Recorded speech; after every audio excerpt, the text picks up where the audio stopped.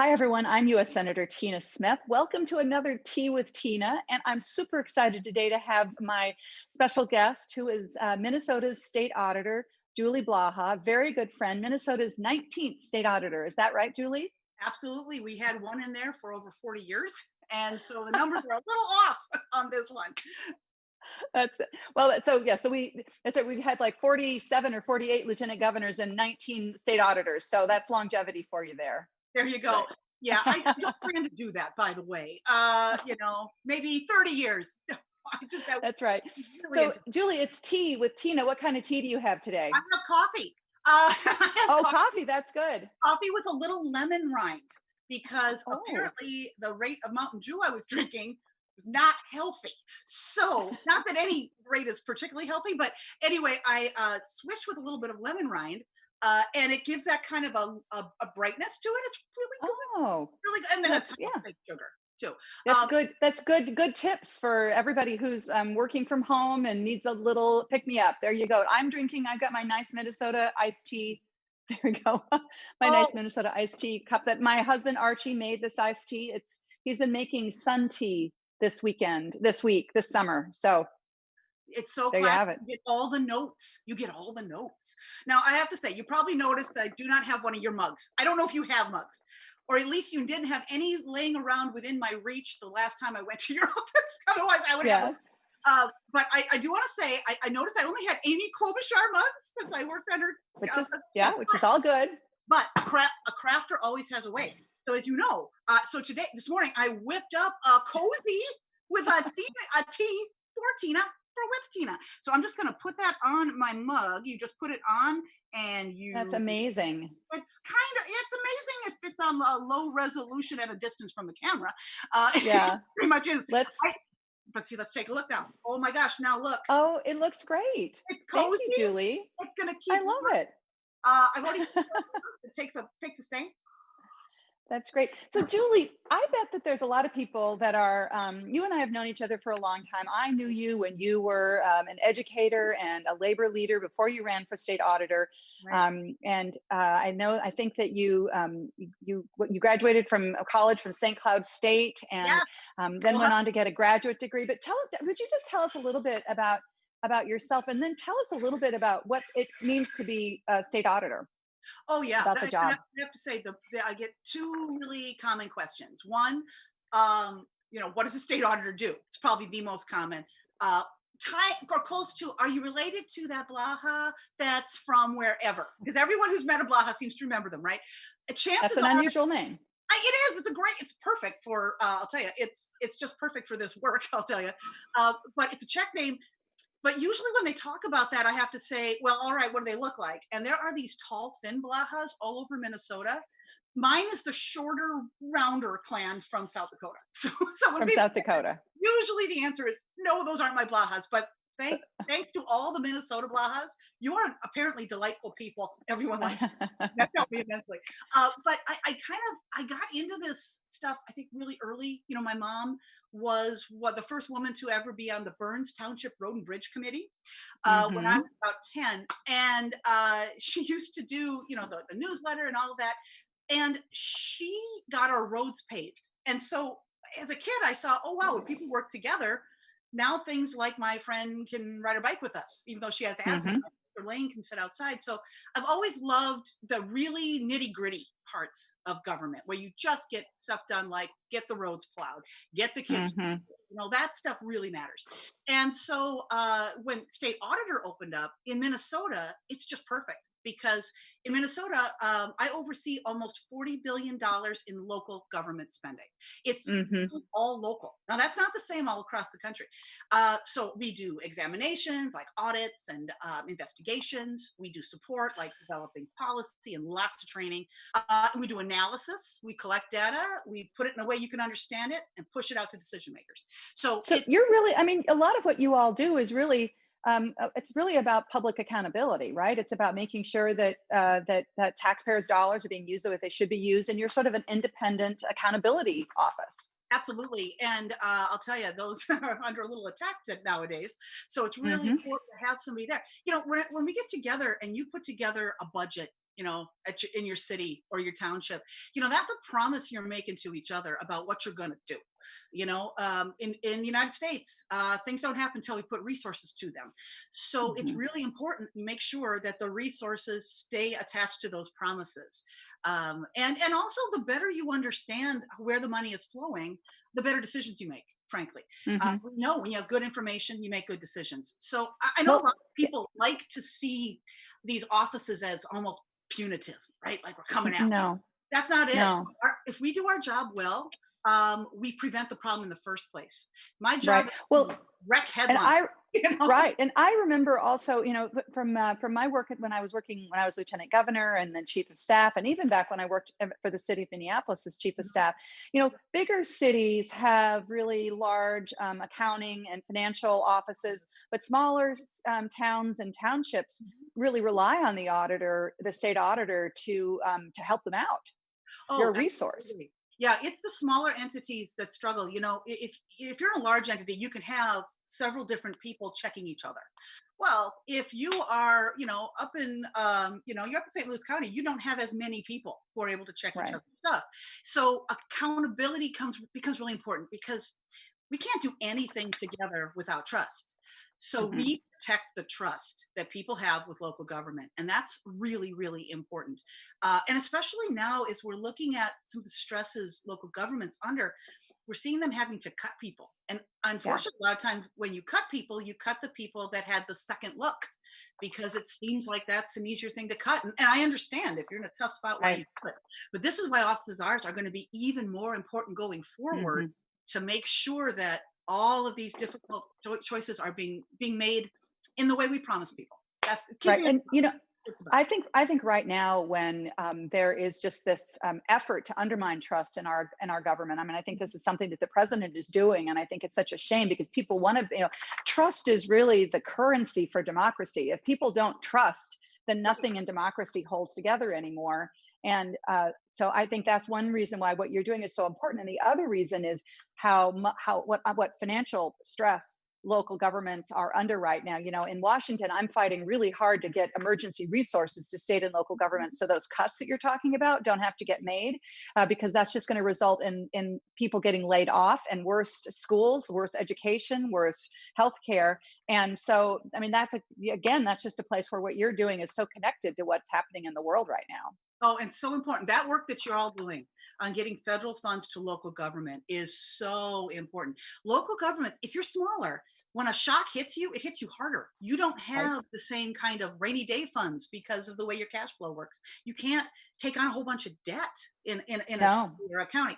So when these And you big can't just raise taxes, because of course you can't, because especially in an economic downturn, it doesn't work. you have most counties in Minnesota delayed their property tax collection to provide a little Hmm. relief to their residents. That was a great gift, but that also means that in Minnesota, the money for the implementation of the safety net, which goes through the counties, it was also held up. So at the Yeah. times when the money is tightest is also when the need for our services is greatest. So you've got this. Right. This is where the federal government can really basically put a little bit of oil in the gears so we don't grind them so hard. And so, thank goodness. Right. And I know you're working to get more because I'll tell you, the support for COVID costs at local government level is good. It's needed, but loss of revenue is the thing that's going to rock local governments the hardest. Exactly. So the Right. work you're Loss doing. of tax revenue. Exactly. Oh, and so we're going to need to fill that back in some way, and anything we can do, I think, from that federal level is going to be done well.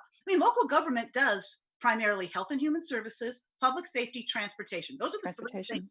they do. Right. Right. So, when Mitch McConnell said a month or so ago, well, maybe we just need to let local governments go bankrupt or Mm, something. I mean, he clearly has no idea look, first of all, that can't happen. And second of no, all that happens is that you end up cutting vital services and laying off teachers and firefighters and, law enforcement. And that doesn't make any oh sense. my So I just wanted to ask you, Julie, I know you're in a lot of close touch with local governments. What are they telling you about kind of this current state of play and how they're doing?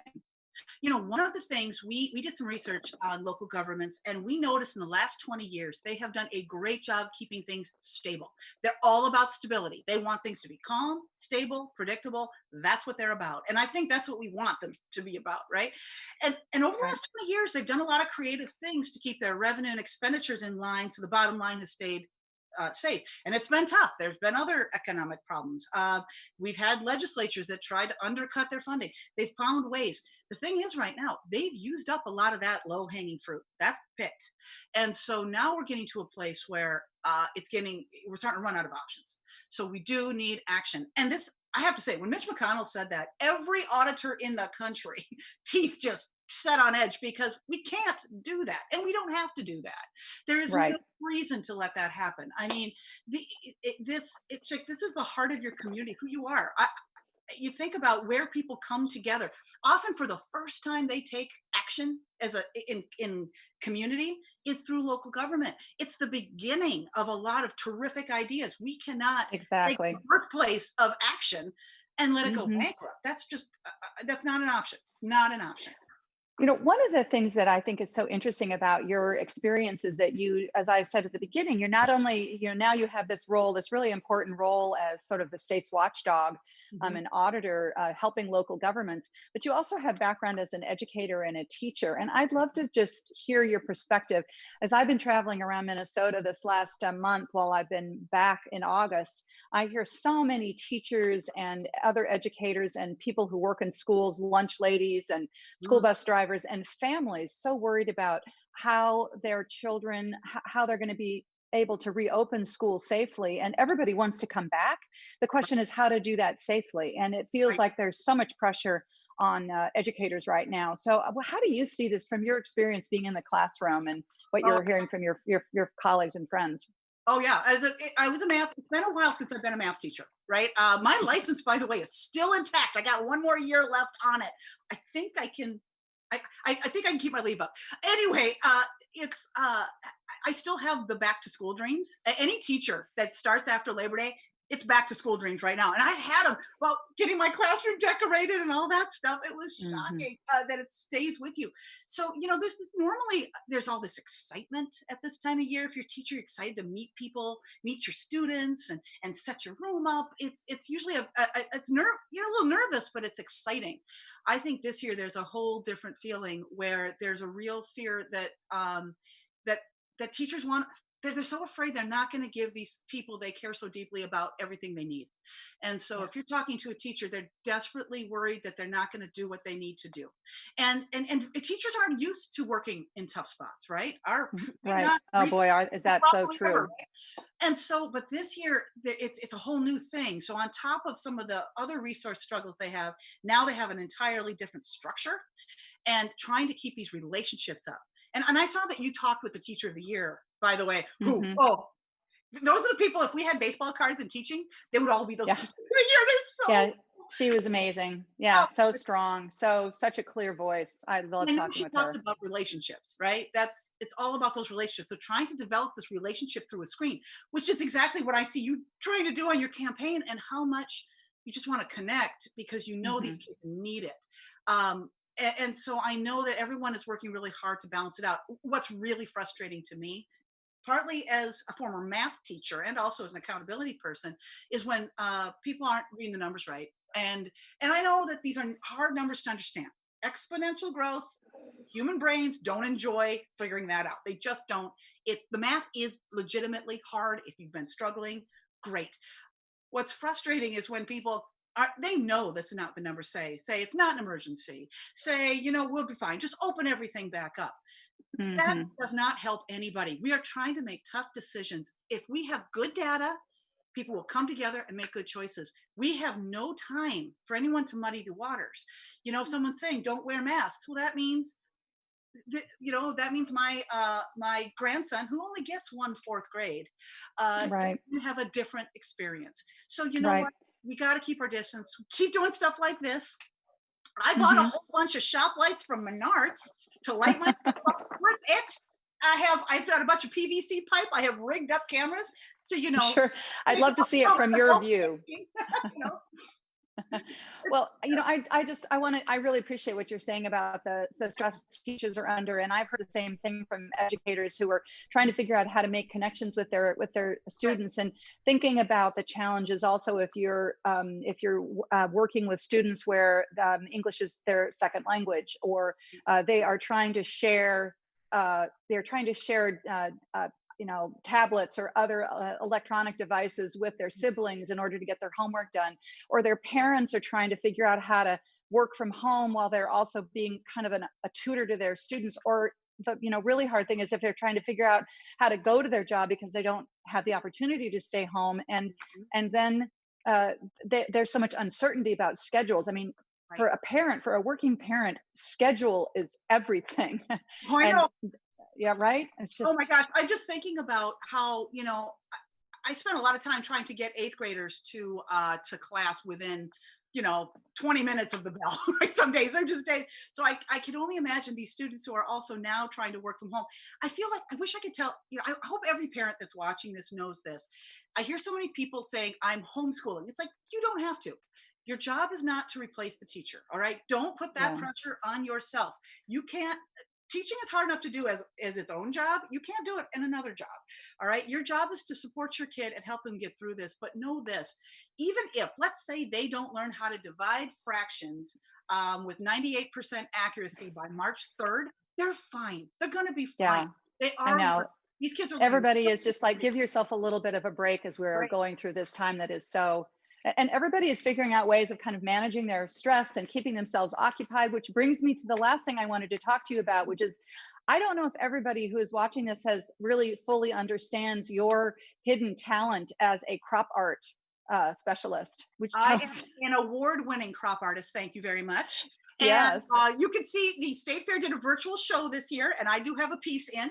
This is the end. This I started this thinking, oh, this will be great. I'm turning 50 this year. So is First Avenue. So I took this piece. It says "Long Live First Avenue."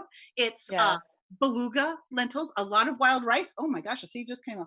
I got to glue that back on. This is wild rice that was hand harvested by Representative Jamie Becker Finn. Buy the real stuff, all right? Hand harvested stuff. Patty grown just doesn't have the opportunities. And millet, and it's just a great way to keep yourself busy when things are tough. I do So that. how long did it take you, Julie, to make that, to design that and then assemble it?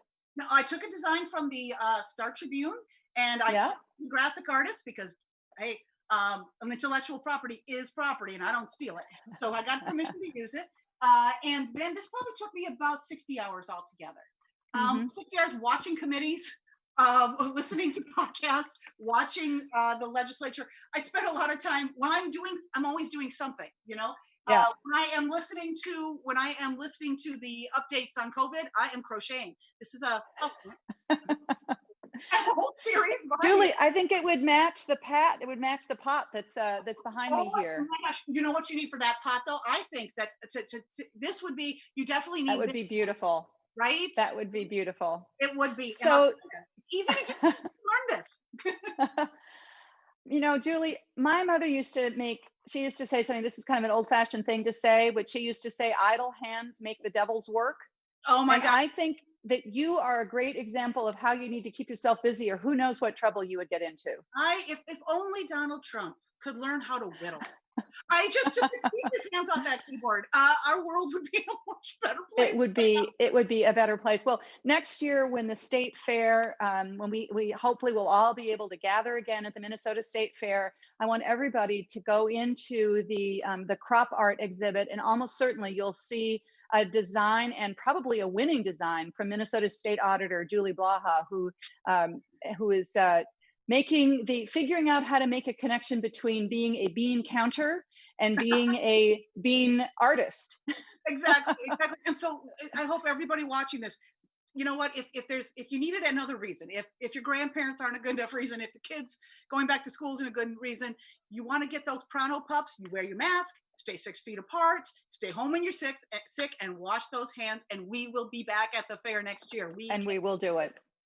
we Yeah, can Oh, absolutely. I'm Well, so Julie, I excited. want to, yeah, thank you so much for joining us. It was just awesome to be with you. And I so appreciate all of the spirit of service and creativity that you bring to the job of state auditor. It's wonderful to have been your friend for a long time, many years, and I hope to have a chance to see you in person.